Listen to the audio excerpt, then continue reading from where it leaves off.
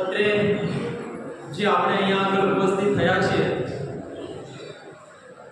એ કાર્યક્રમમાં ઉપસ્થિત શાળાના પ્રિન્સિપાલ સાહેબ શ્રી, સ્ટાફગણ અને હૃદયની બહુ નજીક એવા વિદ્યાર્થી ભાઈ બહેનોને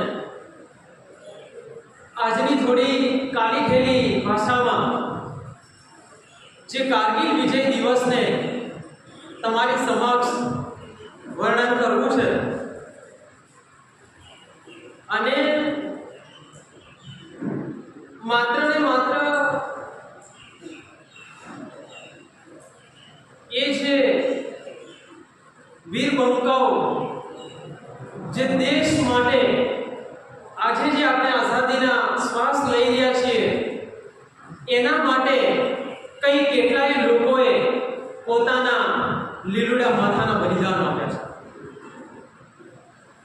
અને આ તો બનાવની ધરતી, અને બનાવની ધરતી એટલે કે ઉત્તરમાં અંબાજી અને આસન હિમામાં ધરણીધર, પાલનપુરમાં પાતાળેશ્વર પૂજાતા પરમેશ્વર, અરે રણને કાંઠે કરે રઘોબા નડેશ્વરીથી નાતો, અરે રણને કાંઠે કરે રઘોબા એ નડેશ્વરીથી નાતો, સૌથી પ્યારો એવો મારો બનાસકાંઠો.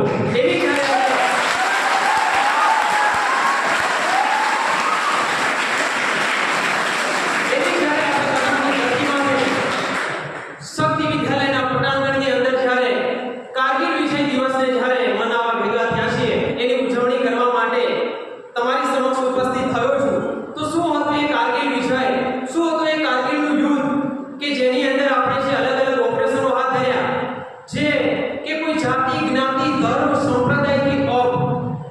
हिंदू, मुस्लिम, ईसाई, ख्रिस्त, पारसी आवा नात जात संप्रदाय की ऊपर, कारण के आ तो राजकारणीओए कुछ निजी स्वार्थ માટે થઈ અને ભાગલા પાડોને રાજકારણની લીધી જે અંગ્રેજોની લીધી એને આગળ દબાવી રહ્યા છે. બાકી જો ભાઈચારાની ભાવના માટેની એક પંક્તિ યાદ આવે છે કે મંદિર में दाना चुककर चिड़िया मस्जिद से पानी पीती, मंदिर में दाना चुककर चिड़िया मस्जिद से पानी पीती है. मैंने सुना है राधा की चुंदरी कोई सलीमा बेगम से की. एक रफी था जो मैं यूनिवर्सिटी में सुनाता था, एक प्रेमचंद बच्चों को ईदगाह सुनाता था, कृष्ण महिमा गाता रसमान सुनाई देता है, और को लगते होंगे हिंदू और मुसलमान, मुझे तो हर शख्स इंसान दिखाई देता है, हर शख्स इंसान.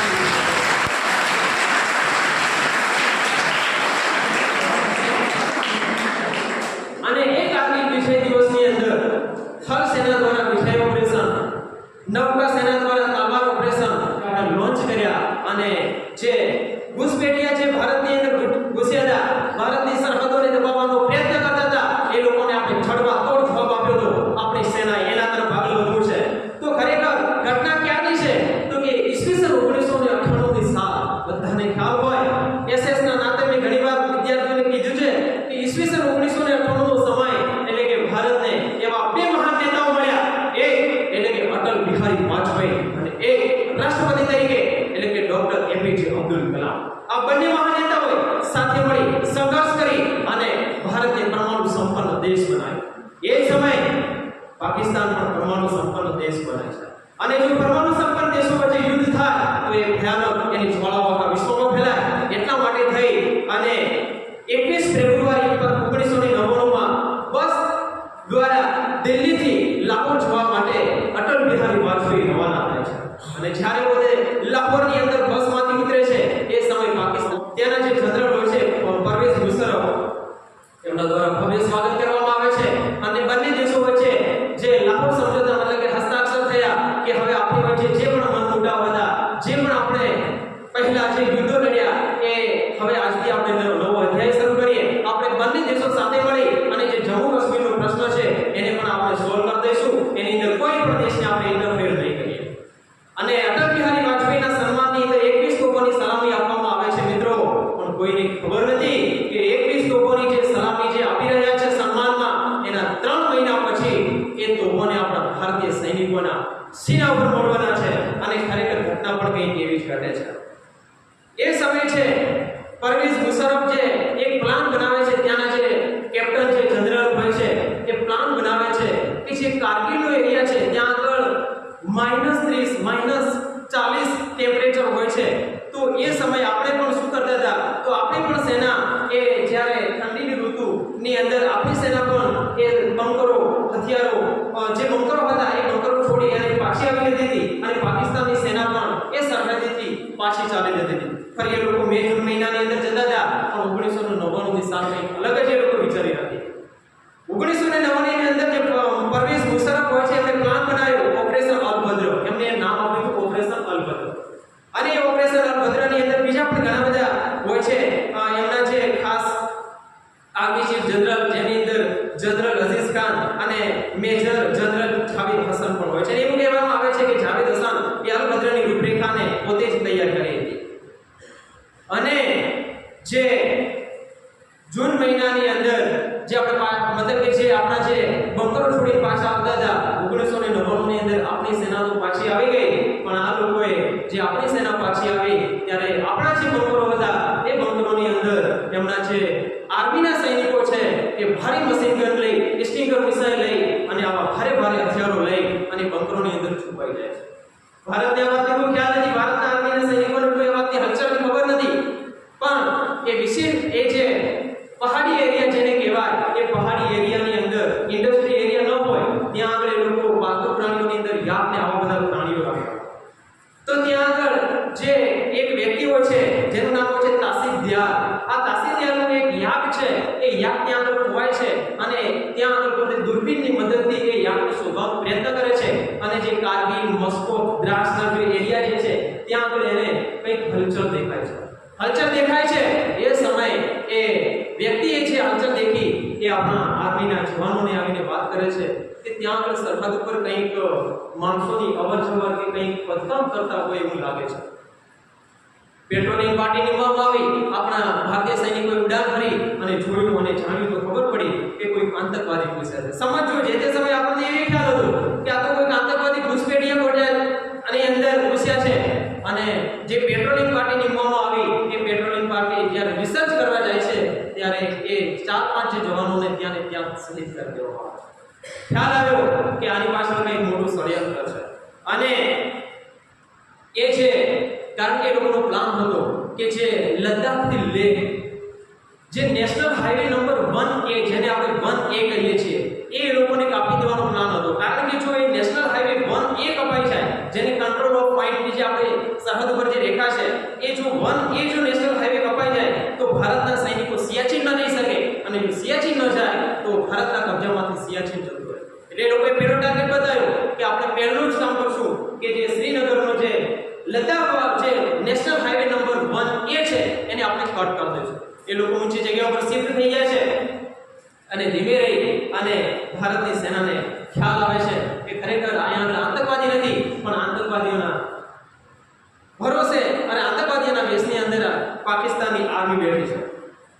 અને જ્યારે પાકી ખાતરી થઈ અને કે પાકિસ્તાનની આર્મી આ બંકરોની અંદર છુપાઈ છે, હવે આપણે જે આપણા હાથમાંથી જે તોલો લઈ ટાઈગર હિલ 5140 આવા જ્યારે સિયાચીન આ બધા વિસ્તારો જ્યારે આપણા હાથમાંથી જતા રહ્યા અને ભારતના જે વીર મર્દો હતા, જે ભારતના વીર બંકરો હતા, એમને ખબર પડે છે કે પીઠ પાછળ ખંજર ઝોકા. આ લોકોને પીઠ પાછળ વાર કર્યો છે, આપણે સીના એટલે કે છાતી સામે આપણે વાર કરવાનો હવે સમય આવી ગયો છે. અને એ સમય છે આપણા જે વીર બંકરો જે હોય છે, કારણ કે જે કારગિલનું યુદ્ધ છે એ 4 એરિયાની અંદર લડાઈ હતું. પહેલું જે છે એ છે મસ્કોકના એરિયાની અંદર, એની અંદર ભીષણ લડાઈ થઈ હતી. એના પછી દ્રાસના એરિયાની અંદર, પછી ટાઈગર હિલ અને જે પોઈન્ટ 5140 છે ત્યાં આગળ આ જોરદાર લડત લડાઈ છે. અને એટલા માટે એને આ બધા જ વિસ્તારોના જે હું નામ બોલ્યો એ બધા કારગિલના એરિયામાં આવે છે. કારગિલ જિલ્લો છે એટલા માટે એને નામ આપવામાં આવ્યું કારગિલનું યુદ્ધ. હવે જ્યારે ખરાખરીનો સમય આવ્યો, યુદ્ધનો સમય આવ્યો અને ખબર પડી કે હવે મર્દોની છે કહેવાય કે જ્યારે હરિયલ ઘરે ન હોય ફળિયામાં ગુંજર ફરે, નાનું બાળક હોય અને વીર રસથી વીરત્વથી એ આમ જનુની ઉઠ્યું હોય અને એ કદાચ યુદ્ધના મેદાનમાં જવાની વાત કરતું હોય, માં એને ના પાડતી હોય, ત્યારે એ બાળક એની માને શું કહેતું હોય કે હરિયલ ઘરે ન હોય અને ફળિયામાં ગુંજર ફરે.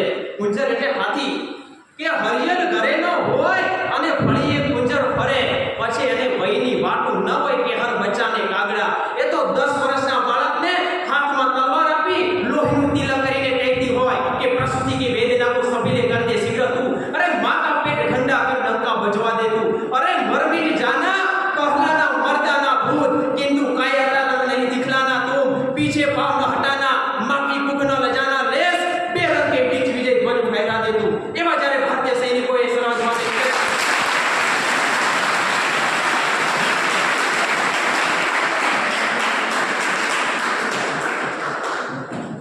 હવે યુદ્ધનો માટલો બોલાવવાનો છે અને આપણા છે વીર બાપુરો જે છે એ સજી ધજી અને સરહદે મોતના માંડવે મળવા માટે જાય છે, કારણ કે મોત વીરરસ જે શૃંગાર રસ અને વીરરસમાં એટલો જ ફરક છે કે શૃંગાર રસ આવે એટલે વ્યક્તિના મોઢા પર હાસ્યની રેખાઓ આંકવામાં આવે અને જ્યારે વીરરસ આવે ને ત્યારે એનું જે શરીર હોય ને એ વીરરસથી ફૂલવા માટે મરવા માટે ઉતાવળો બને. અને એ આપણા જે આર્મીના સૈનિકો છે એ જ્યારે ટોલોનિંગ માથે જ્યારે ત્રાટકે છે, ટાઈગર હિલ માથે ત્રાટકે છે, પણ આ બધી ઊંચી પહાડીઓ હોય છે અને એ લોકો ઊંચા સ્ટીક ઉપર નિશાન લગાવી શકે છે અને આપણા કોઈ પણ સૈનિકને શહીદ કરી શકે છે. નાનામાં નાના કોઈ પણ ત્યાંથી છે નેશનલ હાઈવે 1 ઉપરથી એક નાનું એક્ટિવા પણ નીકળતું હોય તો પણ એ લોકો ત્યાંથી ઉપરથી ગોળીનો વાર કરી અને ત્યાં આગળ એને ત્યાંને ત્યાં મારી શકે છે. હવે ભારતની સામે મોટી સમસ્યા હતી કે આ ટાઈગર હિલને, તોલોલિંગને, આ બધી પહાડીઓને ફતેહ કરવો તો કરવો કઈ રીતે, કારણ કે આ તો સીધું ચઢાણ જ્યાં આગળ સપાટી મેદાનની અંદર યુદ્ધ થતું હોય ત્યારે સંખ્યા નિશ્ચિત પ્રમાણમાં જોવામાં આવે, પણ જ્યારે પહાડી એરિયામાં યુદ્ધ થતું હોય ને ત્યાં આગળ સંખ્યા ન જોવામાં આવે, ત્યાં આગળ વ્યક્તિનું સ્થાન જોવામાં આવે, કારણ કે એ લોકો તો પહાડી એરિયામાં ગમે ત્યાંથી એ લોકો ગોળીબાર કરી શકે અને આપણા સૈનિકોને મારી શકે. જ્યારે આપણા સૈનિકો ઉપર નિશાન તાકવા જાય ત્યારે એ લોકો પથ્થરનો ગોળો લઈ લે. હવે નક્કી થઈ ગયું, સૌપ્રથમ 9 તારીખના દિવસે આવી અને પાકિસ્તાની આર્મીનો એક ગોળો એ કારગિલના ક્ષેત્રમાં પડે છે અને મિત્રો એ જે તોપનો જે ગોળો પડે છે ત્યાં આગળ આપણો જે ભારતીય સેનાનો જે બારૂદ રાખ્યો હતો એ બારૂદનો એક જ તોપના ગોળાથી આપણો બારૂદ આપણો મોટો ધડાકો થઈ જાય છે. એક જ મિનિટની અંદર ભારતને 127 કરોડ રૂપિયાનો લોસ થાય છે. આખો જે આપણો બારૂદ છે એ ત્યાં ને ત્યાં જ વિસ્ફોટ થઈ જાય છે, પણ આપણી સેના એ રીતે કંઈ હારી અને બારૂદના પગલા ભરે એમ નથી. પછી હવે કે આપણું જે ઓપરેશન તલવાર છે, એટલે કે હવે આપણે ત્યાં આગળ પાયદળ નહીં, એટલે કે ભૂમિના સૈનિકો નહીં પહોંચે, હવે ત્યાં આગળ આપણે કે એક મિસાઇલોનો વરસાદ કરવો પડશે, પણ આ તો 1999 સાલ. હવે એ સમયે આપણી જોડે એટલા કઈ અદ્યતન ટેકનોલોજી વાળા શસ્ત્રો નહીં, એટલા આપણી જોડે અદ્યતન ટેકનોલોજી વાળા વિમાનો નહીં કે ત્યાં આગળ જઈ અને આપણે બોમ્બ વર્ષા કરી શકીએ. છતાંય આપણી જોડે જે વિમાન હતું MiG-27, એ MiG-27 ત્યાંથી ઉપડે છે અને જે લદ્દાખના ઉપર થઈ અને જે સરહદ ઉપર પહોંચે છે, પણ એવા જ સમયે પાકિસ્તાની આર્મી દ્વારા સ્ટિંગર મિસાઇલ દ્વારા હુમલો થાય છે અને આપણે ત્યાં ને ત્યાં જ એ આપણા MiG-27 હેલિકોપ્ટર વિમાનને ઉડાવી દે છે.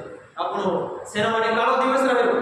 બીજા દિવસે અજય અલવલિયા કરે નામનો એક તકરીર યુવાન પાયલોટ બનેલો એ કે હું કે જાઉં, કારણ કે જે આગળના દિવસે નચિકેતા નામનો પાયલોટે ઉડાન ભરી હતી કે મારો સાથી મિત્ર છે, મારો મિત્ર છે, મારા મિત્ર માટે મારા પ્રાણ ત્યજી દેવા પડે તો તૈયાર છું, પણ એનો કે શોધખોળ તો હું કરીને જ રહીશ. અને મિત્ર કેવો હોવો જોઈએ એના માટે એક પંક્તિ છે કે મિત્ર કીજીએ મરદ મરદ મન દર્દ મિટાવે, मित्र कीजिए मर्द मर्द मन दर्द मिटावे, मित्र कीजिए मर्द का विपत्ति में आवे, मित्र कीजिए मर्द सत्य को अगर समझावे, मित्र कीजिए मर्द गुस्सा मत कर नहीं खावे, मित्रता ही को नाम है लोग कभी मन न लागे, कभी सत्य बात पिंगल कहे कि दे इच्छा नेह न नहीं એનું નામ મિત્ર કહેવાય.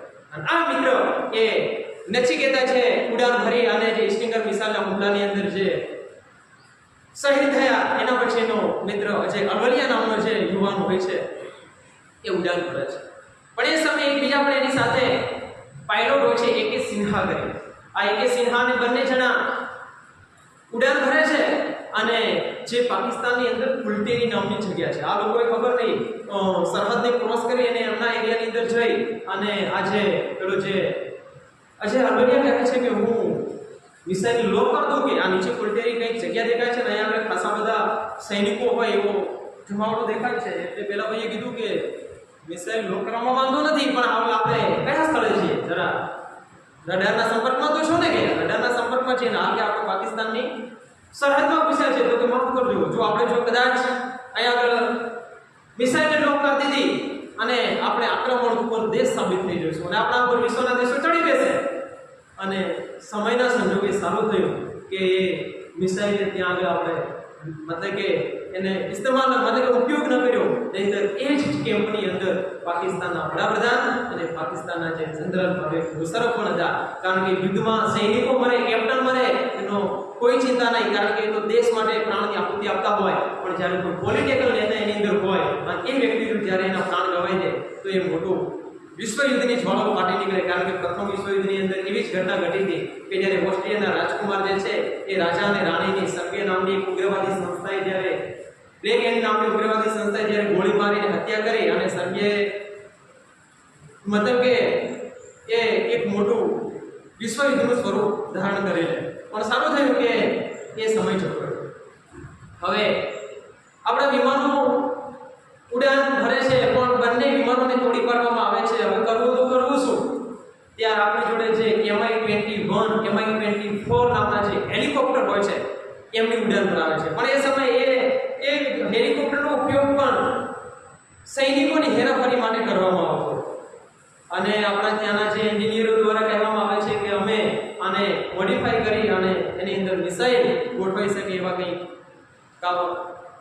કારા દ્વારા કરીએ અને એ લોકો ત્યાં આગળ એ મિસાઇલો ગોઠવી સજી ધજી અને નીકળે છે અને સામેથી પાકિસ્તાનની સેના પણ આપણી સેના પર બોમ્બ વર્ષા, ભારે મશીન ગન, સ્ટિંગર મિસાઇલ દ્વારા હુમલો થાય છે. હવે આપણું ઓપરેશન તલવાર છે એ પણ ધીરે ધીરે નાકામયાબ તરફ પડી રહ્યું છે.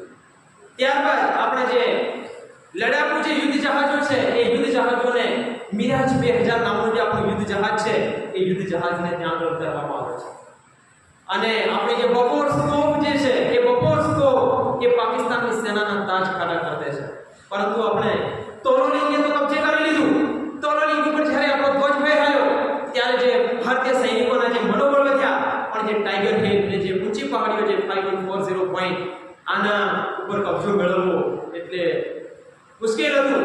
ત્યાં આગળ 18,000 ઊંચાઈ પર એની લડાઈ ચાલતી હતી. 18,000 ઊંચાઈ પર લડાઈ ચાલતી હતી. ત્યાં આગળ એક ખાસ ટ્રેનિંગ કરવામાં આવે છે અને એની અંદર 7-8, કારણ કે જો આજે આપણે જો કારગિલને યુદ્ધ જીત્યા હોય અને ટાઈગર હિલને જો આપણે કબજે કર્યો હોય તો એના પાછળ એક વ્યક્તિને યાદ કરવો પડે જેનું નામ છે યોગેન્દ્રસિંહ યાદવ. ઉત્તર પ્રદેશની અંદર જન્મેલો એ વ્યક્તિ હજુ તો 17-18 વર્ષની ઉંમર થાય છે અને ભાઈ સેનામાં જોડાવા માટે આ ઉતાવળો બની રહ્યો છે કે મારે કોઈ પણ સમય કોઈ પણ કારણોસર મારે કઈ આર્મીની અંદર જોડાવવું છે અને 17-18 વર્ષની ઉંમરે તો આર્મીની અંદર જોડાય છે અને હજુ તો એની ઉંમર નાની છે. એટલા સમય એના લગ્ન થાય છે અને લગ્ન થયાના હજુ તો માત્ર 10 કે 15 દિવસ થયા છે. હજુ તો હાથની મીંદી પણ ઉતરી નથી અને અહીંયાથી કંટ્રોલ રૂમમાંથી ફોન આવે છે કે ભારત પાકિસ્તાનના યુદ્ધ શરૂ થયો છે અને હવે તમે સફર કરો.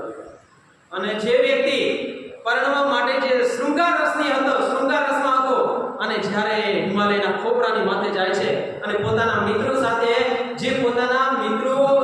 જે ઠઠ્ઠા મસ્કરી કરતા હતા, મહિના પહેલા 15-20 દિવસ પહેલા જે ઠઠ્ઠા મસ્કરી કરતા હતા, જે મજાક કરતા હતા, અને એ સૈનિકોની જ્યારે લાશો આપતી જોઈ કે કોફીની અંદર જ્યારે એમની લાશો ભરીને આપતી હતી અને આ યોગેન્દ્રસિંહ યાદવ જે પરણ્યો હતો તો એની મીઠાઈ લઈને એના ભાઈબંધોને ખવડાવવા માટે ગયો હતો કે હવે મારા ભાઈબંધોને ત્યાં આગળ આ બહુ મીઠું કરાવવું છે.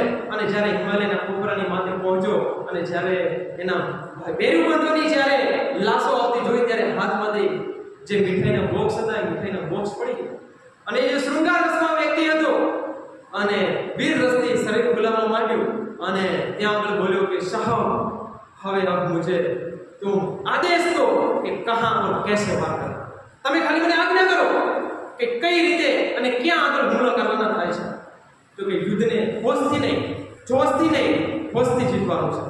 કારણ કે ઘણીવાર શું થાય છે, આવેશમાં આવી અને વ્યક્તિ ઉતાવળો નિર્ણય લઈ લે.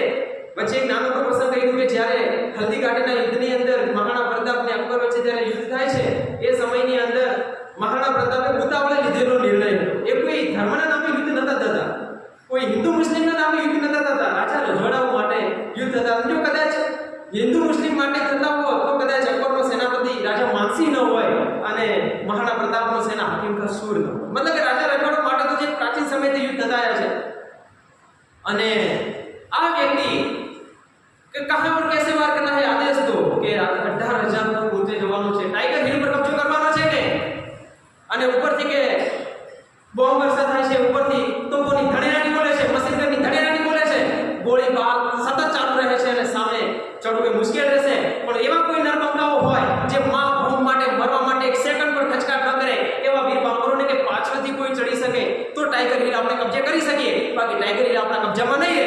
અને ત્યાં આગળ 7-8 જુવાનીઓ તૈયાર થાય છે કે અમે ટાઈગર હિલ પર ચડીએ. જે પાછળથી એવું વિચાર કે જ્યાં સુધી કોઈ ચડી ન શકે, તો એવા સમય પણ પાકિસ્તાનની સેના ઉપર જે કબજો કરી બેઠી છે એમને કોઈ એવો સંભાવના નથી કે આ બાજુથી આવી શકે.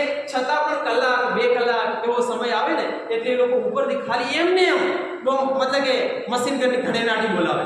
અને આ લોકો જે રસ્સી અને જે આગળ એક મીંદડી જેવું, જેને ગામડાની ભાષામાં કહે તો ઉપર નાખવું હોય ને તો ઉપર એ આંકડી જેવું હોય, અટકાઈ જાય અને લોકો એના પર રસ્સીથી ચડી શકે એવા પહાડોની અંદર એ લોકો ચઢાણ કરવાનું શરૂ કરે છે. જે શિવાજીના સમયની અંદર જ્યારે શિવાજી કોઈ કિલ્લા જીતવા જતા ને તો પેલો જે ગોંડાણાનો કિલ્લો જીત્યો ને એ સમયે લોકો ઘોનો ઉપયોગ કરતા, પેલી ઘો આવે પાટલા ગોતને કદાચ કહેતા, એ લોકો ઉપર ચીપકાવે અને એના મજબૂતાઈ વાળા પગના પકડથી આ લોકો બધા ઉપર ચડે. એવી રીતે આ લોકો આંકડી લઈ જાય, મતલબ કે એની મીંદડી કહેવામાં આવે, અને એ ઉપર ચીપકાવે અને આ લોકો રસ્સીથી ચડે. પણ ઘટના એવી કરે છે કે આ લોકો હજુ તો લગભગ 1000 ફૂટ નીચે હશે એ એમના મુકામથી અને ઉપરથી ગોળીબાર કરે છે. એ લોકોને ખબર નથી કે આ લોકો ચડી ગયા છે. અને યોગેન્દ્રસિંહ યાદવ આજે પણ જીવે છે અને ગૂગલ પર સર્ચ મારવાની પણ તમને છૂટ છે કે આ વ્યક્તિ જ્યારે ઉપર રસ્સી ચડતો તો એની પાસે 6-7 જણા હોય છે, અને જ્યારે રસ્સી ચડતો તો એવા જ સમય ઉપરથી ગોળીબાર થાય છે અને એક ગોળી એના ખભામાં આવી લાગે. ગોળી ખભામાં લાગી એટલે આ મૂર્ખાનો નીકળી ગયો અને આ વિચાર થયો કે રસ્સી મૂકી દો. પણ બીજી સેકન્ડે વિચાર આવ્યો કે રસ્સી મૂકી દઈશ તો મારા પાછળથી 7-8 જવાનીઓ છે એ મારી સાથે પડી જશે. ગમે તે થાય પણ રસ્સી મૂકવી નથી. એટલામાં ઉપરથી ગોળીબાર થયો, બીજી ગોળી ખભામાં વાગી. હવે મન બનાવી દીધું કે કોઈ પણ સમજો કે ઉપર તો ચડવાનું જ થાય છે અને ઉપર એ લોકો ચડ્યા. યોગેન્દ્રસિંહ યાદવ કહે છે કે અમે સતત રાતના સમયે ચઢાણ કરવાનું અને દિવસના સમયે એ જે પહાડી વિસ્તારની અંદર સંતાઈને છુપાવવાનું અને ચંદ્રનો અજવાળું પણ ક્યારેક પેલા જે બરફ વિસ્તારની અંદર તો અજવાળું એકદમ વ્યવસ્થિત એ લોકો દેખી શકે અને એ લોકો ચઢાણ શરૂ કર્યું. આ લોકોએ તોરણી અને ટાઈગર હિલ પર જ્યારે એ લોકોના પગલા માંડ્યા અને એ લોકોને તો એવું જ હતું કે આ તો પાકિસ્તાનની સેના બહુ ઓછી આવી છે. જોયું તો લગભગ 5000 જેટલા સૈનિકો ઉપર બંકરો બનાવી અને બેસી ગયેલા છે. અને આ લોકોની જોડે જે હેન્ડ ગ્રેનેડ હતા એ હેન્ડ ગ્રેનેડ તોડી ફેંકવા માંડ્યા અને પાકિસ્તાનની સેનાના જે સૈનિકો હતા એમને ખબર પડી કે ભાઈ હિન્દુસ્તાનની સેના આવી ગઈ છે. પણ આ લોકો તો મુઠ્ઠીભર હતા અને થોડી વારની અંદર યોગેન્દ્રસિંહ યાદવ કહે છે કે અમારા ભેરી બંધુ તો ઢળવા પડ્યા અને ત્યાં આગળ શહીદ થવા લાગ્યા. અને મને લાગ્યું કે હવે તો હું પણ મરી લઉં છું. અને એ વ્યક્તિ પણ કે જે એમના 6-7 ભાઈબંધો હતા એમની વચ્ચે મરી જવાનું જેવો દેખાવ કરી અને ઢળી પડ્યો. અને આ જે આર્મીના જે પાકિસ્તાની આર્મીના સૈનિકો છે એ એમના જે કેપ્ટન છે એ આજે આપણા જે હિન્દુસ્તાનની આર્મીના જે સૈનિકો છે એમને 2 પગમાં ગોળી મારે, 2 હાથમાં ગોળી મારે અને પછી એક અહીંયા આગળ ગોળી મારે છાતીની. આમ દરેકની અંદર કરતા હતા. યોગેન્દ્રસિંહ યાદવ કહે છે કે મારે કહે છે કે પહેલા બીજા અને એને લાગ્યું કે હવે મારો પણ મરવાનો સમય છે. પણ ત્યારે કૃષ્ણ ભગવાનને યાદ કરે છે જ્યારે કોઈ તમે સારું કામ કરવા જતા હો ત્યારે અસ્તિત્વ પણ તમારી નોંધ લે. અને કહેવાય છે કે જે જ્યારે એનો નંબર આવ્યો અને એને પર ગોળી મારવાનું છાતીમાં થયું ત્યારે એવું કહેવાય છે કે એના ખિસ્સાની અંદર 4 થી 5 રૂપિયાના જે ચિલ્લર સિક્કા પડેલા અને ગોળી ત્યાં આગળ વાગી. એને લાગ્યું કે મારી છાતી ફાટી ગઈ. પણ હાથ ફેર્યો ત્યારે લાગ્યું કે ના, अब तो मुझे किशन बाबा बचाया गया, अब હું નહીં મરું. તો હવે આપણે મરા તો મેં કભી નહીં મરા, મતલબ કે હવે નથી મર્યો તો મેં નહીં મરું. અને પોતાની જોડે જે આમ તો હાથમાં એટલી તાકાત નથી પણ છતાં ઊભો થયો અને પોતાની જોડે જે છેલ્લો હેન્ડગ્રેનેડ પહોંચ્યો હતો એ આમ જે પેલે ટુકડીના આર્મીના જવાનો જતા હતા એમના ઉપર ફેંક્યો. અને જે એક વ્યક્તિના અહીંયા આગળ પડે છે એનું જે ધડથી માથું જુદું થઈ ગયું અને બોલ ગયા કે ખરેખર હિન્દુસ્તાનની સેના આવી, ભાગો. અને ઉપરથી જે સેના ભાગી અને કહે છે કે એની જે એનું જે મતલબ એનું જે મળદું હતું, મતલબ એની લાશ હતી એ યોગેન્દ્રસિંહ યાદવ કે મારા શરીર પર આવે છે અને મારા શરીર પર આવે છે. મેં એને આમ કર્યું, એના હાથમાંની મશીન ગન લઈ અને ધણેરાની બોલાવી જે 5-7 મારવા હતા માર્યા. ત્યાંથી નીચે નીકળે છે અને નીચે આવી અને કહે છે કે હવે મારે જે મેં બધી વાત જાણી લીધી કારણ કે એ સમય છે કેપ્ટનનો ફોન ચાલુ હોય છે એ લોકો કે આટલા માણસોને મારી નાખે છે, આપણો જે અસલી વ્યૂ છે એને અપનાવી દો. નીચે આવે છે ત્યારે પોતાના જે આપણા ભારતના આર્મી મેનને વાત કરે છે કે આ રીતનો આ લોકોનો વ્યૂ છે, આટલા સૈનિકો ઉપર બંકરો બનાવીને બેઠેલા છે. કારણ કે દુશ્મનની જો આપણને રણનીતિ ખબર પડે તો બહુ એનો સારો એવો ફાયદો થાય. અને પછી જે યુદ્ધનો બાટલો બોલાવો અને આ લોકો છે આપણે ટાઈગર હિલ અને તોલોલી કબજે કર્યું છે. કારણ કે સમયના અભાવે પૂરું કરીએ છીએ. છેલ્લે કઈ રીતે એ લોકો યુદ્ધ લડતા હતા આપણા જે ભારતના આર્મીના જવાનો?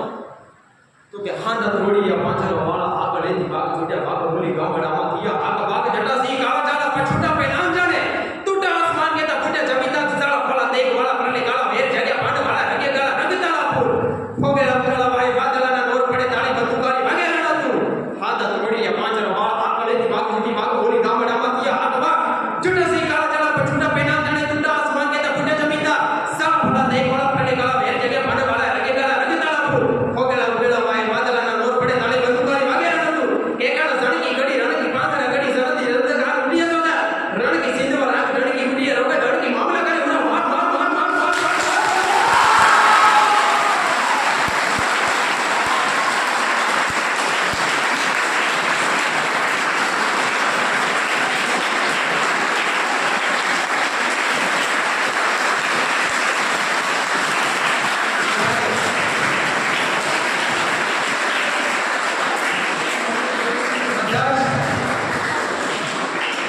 બધા જ વિદ્યાર્થી મિત્રોએ અભૂતપૂર્વ જે સાહસ દેખાડ્યું એ બદલ અને સરસ મજાનો કાર્યક્રમ કરવાની સાહેબે પરવાનગી આપી. મને સરે મસ્ત મજાનું બધાના સાથ સહકારથી જે એક સરસ મજાનું તમારી સાથે વાત કરવાની તક મળી એ બદલ બધાનો